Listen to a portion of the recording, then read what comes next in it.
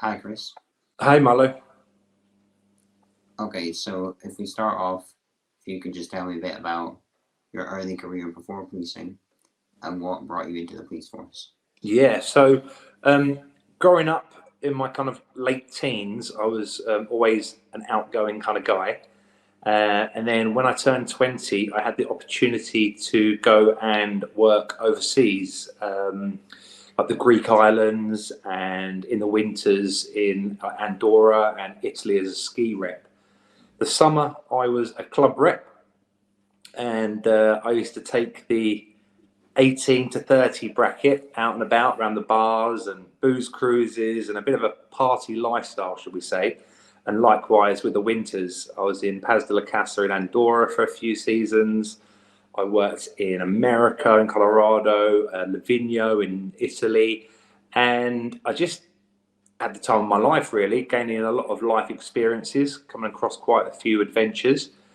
And yeah, so that's what happened, and that's what I did before I joined the police. Okay, and how was your time within the police force, and what did you gain from that experience? Yeah, so when I got to about 26, I realised that I was a little bit maybe too old for the party lifestyle with the late nights and the early mornings, but my body was used to it. And I realised and I decided that I needed to come back to England and get myself what's known as a proper job. Um, and the police force is something that I'd always been interested in ever since leaving school. And I applied for the Metropolitan Police, and I came through the training ranks at Hendon, and then I went and worked at Camden Borough in London. And again, I'd gained a little bit of life experience from the early days of the holiday repping, and I used that in my career at the police, so I could talk to people, whether it be in, let's say, a pub fight. You know, many officers have been involved in getting people out in a pub fight and trying to talk people down to certain situations where it might be a young child that's been lost, and we're looking for them, and it's speaking to the parents and things like that. So I gained, again, skills that I'd never used before, and I learned so much off my colleagues that I'll never forget that. Going forward in life, I've gained so much. The camaraderie of the police force is amazing. You get looked after by your team. There's the what we like to call the banter on the teams of the police. And from working then in Camden Borough on response team, I moved over to another team and became a liaison officer, police liaison officer. And with that, all the skills that I'd learned previously on response team, I took into that. And we used to go out on demonstrations, on marches, and walk around with the groups, just talking to people. And, you know, you can imagine some are friendly, some not so, and don't like to talk to the police. But everything that I'd gained from my holiday repping, everything I gained from working response teams, I could use all that. And as I do like talking, I like talking to people and finding things out about people. I use that with my liaison officer role. And that's one of the big things that we did is the marches for Brexit, when we were taking tens of thousands of people all the way through to Parliament Square, and spending literally 5 hours walking along the streets of London, bringing them to a demo and a rally at the end. And that was the one that kind of stands out for me, that I enjoyed the most. And I understand that from your time you received a commendation award. I did indeed, and it was for the work that we done for Brexit, with the amount of people that we got through the streets of London down to Parliament Square with no hassle, or I don't want to say hassle free because there's a little bit along the way, but we got them there, and you know the bosses were happy with the work we done, and they put us through for a commendation, and I received that on the 22nd of March 2017. Yeah, and obviously that was the day of the attack on Westminster Bridge, and I just want to ask him, what do you remember from that day? So I have a very good memory of the time in New Scotland Yard receiving the award. I remember meeting a few people, having our pictures taken, grabbing a tea and a pastry and going out onto the balcony and taking some photos. And then my last memory is going down in the lift from Scotland Yard and realising that I'd left my umbrella behind. And this story, a few people know already. When I got to the ground floor, I asked the guys that I were with, Roger and Brad, it's like, do I go back upstairs and get it, or do we just ring someone and they can meet us along the way? And that was the decision that I chose. I chose to call someone, leave the umbrella upstairs, and make our way down towards Lambeth Police Station. And that is my last memory of the day. The next memory I have is about 8 days later, waking up in hospital in intensive care with a big tube stuffed down my throat, surrounded by my parents and my partner at the time, Marissa. Obviously not knowing what was happening.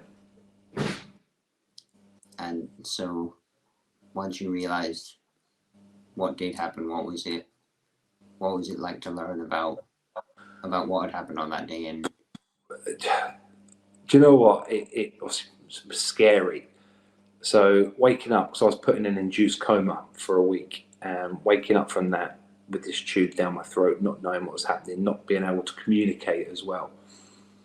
My mum stood by me, and for the next 24 hours or so, between my mum, my dad, and Marissa, they drip fed what would happen to me.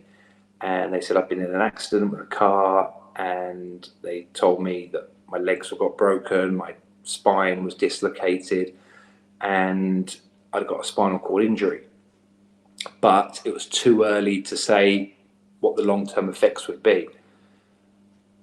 My mum did a thing where she held my hand and read through the alphabet, and every time she gets to a letter that I wanted to use, I'd squeeze it and I'd try and spell something out, and that was my way of communicating for 24 hours with my parents and Marissa.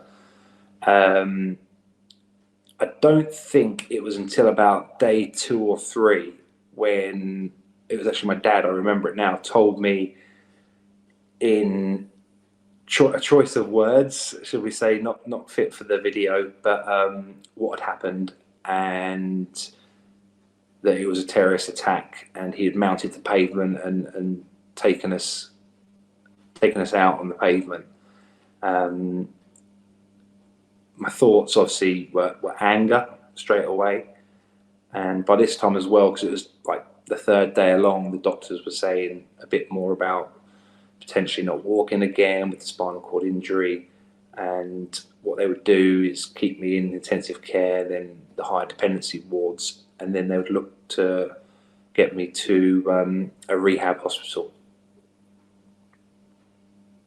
And what was your recovery and rehabilitation like afterwards? Yep, so I was given a place at Stoke Mandeville Hospital. I spent about 2 to 3 weeks, I think it was, in King's College, where I had all my surgery done on my spine and on my legs that both had compound fractures. And I spent 10 months in Stoke Mandeville. Because of the severe injury to my legs, I wasn't allowed to do any weight bearing exercises, or I wasn't really allowed to go in my wheelchair that they supplied for me and go anywhere. It was more just a little bit of seating practice further towards I think it was 18 weeks now, that I never got to do any standing framework or anything like that. So the first 16 or 18 weeks were really boring, really sad for me. I was bedbound for 22 hours of every day. But along those 18 weeks, it was getting more and more clear from the consultants, from the doctors, that on paper, they'd always tick the box of, he's never going to walk again. So the sadness obviously was in my body. The anger was inside me as well. Where I was lucky is that I had so many friends, so many family, so many members of my police family as well, coming to see me, keeping me entertained.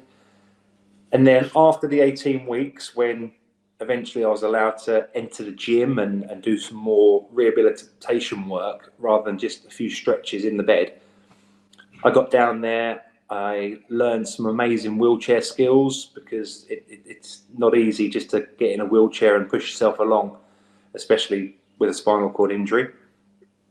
So I'm learning little things about going over ramps, up and down curbs, camber of the roads. Inside the gym, I'd join yoga classes, things like that. I'd do some weights to try and strengthen my legs and my upper body as well, because everything I do, transferring from my chair onto my bed, transferring from my chair into my shower chair, it's all upper body strength that I use. So 10 months was a long time. For me, it became home. And when I'd eventually get a little bit stronger and I was allowed to maybe come home for the weekends or go to like the local pubs, at the end of the conversation, when I'm saying goodbye to people, I'd say, right, I've got to go home now. And they'd be like, what? I said, oh, I mean hospital. But because I was there for so long, it did become home. So that was drilled into me a little bit, and I tried to get out of that situation. So when I was allowed weekend leave to try and adapt to going home, I had to stay in a local travel lodge or a local Premier Inn, because my house wasn't fit for use for me. The doors needed widening. There was no lift to get upstairs. There's no shower room for me to shower in for space. So the 10 months was hard, but it made me learn a lot. And then I know that you're a big fan of sports yourself, and you said you'd start going back to the gym, started doing some classes, and how important was it to kind of rediscover exercise and sport in your own way? Oh, it really important to me, really important. I remember being in hospital early days and saying that the three things I wanted to get back into my life one was my family. I needed to build bridges again because I'd been away from so long, or I was going to be away from them so long at the time. One was watching football. I'm a huge fan of Tottenham Hotspur. And the third one was my love of golf. I used to play quite a lot of golf. I used to run some societies with Camden police and ex-police officers. And I just thought to myself that those three things are going to be taken away from me. But luckily enough, I was approached by a fantastic charity called the Golf Trust. And they invited me up to the Shire London Golf Club, and they introduced me to a machine called a Paragolfer, which is a sit-on electric powered wheelchair, big and bulky. It allows you to, at the flick of a switch, get around the course with a joystick, and also at a press of a button, it can raise you up onto a near standing position where you're heavily strapped in, where you're able to swing a golf club. And I remember the first time trying out a Paragolfer. I went down on the driving range and I swung this club for the first time, hit the ball. Might have only gone 15, 20 yards, but I cried because it was something that I never thought I'd ever do again. And it was just simply amazing. It really was. Other sports that I tried while I was in Stoke Mandeville Hospital, there's a charity called Wheel Power, and they're a wheelchair sports charity. And while injured people are in the rehabilitation hospitals, they introduce people to wheelchair sports such as wheelchair basketball, wheelchair rugby. They do badminton. There's a running track up there. You go round on the adapted wheelchairs as well.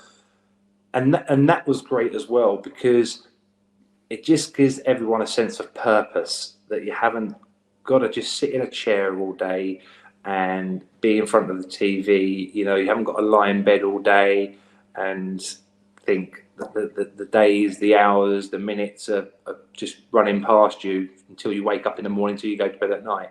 There's loads of stuff out there and some fantastic charities that can get people back into sport. And further on those charities, I know you've been able to do a lot to raise funds for charities that specialise in injury recovery and disability sports and things like that. How important do you think it's been for you to be able to raise funds for these types of organisations? Hugely important. I'm all about, you know, spreading the word of the charities that help people that are in wheelchairs now, because there's so much you learn once you then once you then, you know, get in a chair, of how hard things can be. But to realise that there's so much out there to help people, I wanted to help spread the awareness of that. So I did a charity skydive and raised some funds, which part of them funds went to Willpower, so they can carry on the great work that they do, working around all the national spinal hospitals and helping people in wheelchairs get back into sport. And the other part of the funds I wanted to give back to the people that helped me, and I brought some equipment for the gym at the Stoke Mandeville Rehab Hospital, Spinal Injury Rehab Hospital. So I managed to purchase some equipment which went into that gym, which should then help people like me coming through their rehabilitation at the hospital to get fit and help out. And I know that your story and your recovery have become quite a public story, and I was wondering if you could speak on that a bit and speak about how massively important it is to spread public awareness and further education in things like spinal injury and disability. Yeah, so there's the saying of every cloud has a silver lining, and for me, being a police officer injured on Westminster Bridge, it was a national story. It was huge. Everyone knew about it, and because of that, I was able to become a bit of a focal point. You know, I'm not too sure if you're aware, but coming out of hospital, I was very lucky to have DIY SOS with Nick Knowles redo my house for me, allowing me to come home. Again, you know, that was on TV. I could spread the news about spinal injuries on there so people could see it. I did the airplane skydive. Again, there's some reporters that did that story. On the 1 year anniversary of the terror attack, I did a TV interview with Phil and Holly on This Morning. I did some interviews with Sky News, BBC Radio London. So for me, I want to use my story and where I can spread the word of spinal injuries and how important it is to help raise funds, spread the awareness that there's, I think the saying is every 14 minutes or something like that, someone has a spinal injury across the UK. It's crazy, it really is. And there are so many people in wheelchairs in this country that might not realise that there's something out there for them to do. They don't always have to get into a sport, but there's other clubs out there where there's people in the same position as them, getting them together. And by me spreading the awareness, if I can just put a smile on one person's face, then I know I've done my job. And the big thing coming up for me this May is a thing called the Cairns Cup. Now, that is a disability Ryder Cup style golf tournament that we're doing. And I've been very lucky enough to be selected by Team Europe. So we have 15 players from America, 15 players from Europe, all with all different disabilities. There's wheelchair users like myself with a spinal cord injury. There's people, amputees, people with cerebral palsy. and it's a huge festival of disability, just to show that, you know, the saying of a disability is not an inability, and just to get people out there to show what we're showing. You know, golf can be played by anyone, but anyone in a wheelchair can, if they've got a little bit of strength and a little bit of motivation, then there's stuff out there, and that's what I want to spread the word about. Yeah, I mean, that's you know, I think it's hugely inspirational, your story, and you know, the stuff that you're trying to do with it is really admirable to spread awareness and stuff. So Thank you, thank you for today, and I really appreciate you speaking with me. Thank you, Milo. It's been absolutely brilliant and a pleasure to talk to you too.